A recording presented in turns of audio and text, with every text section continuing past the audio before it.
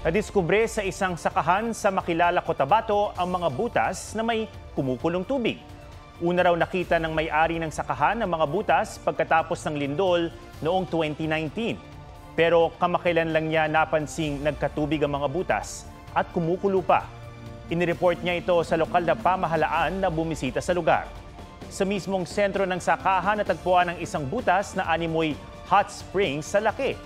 Ang ipinagtataka ng may-ari, kapag natutuyo ang gilid ng mga butas, may naiiwang tila pulbos na kulay ginto. Sabi ng FIVOC, sa Kidapawan, posibleng may fault system sa lugar. Kinumpirma rin nilang iron ang nakitang pulbos.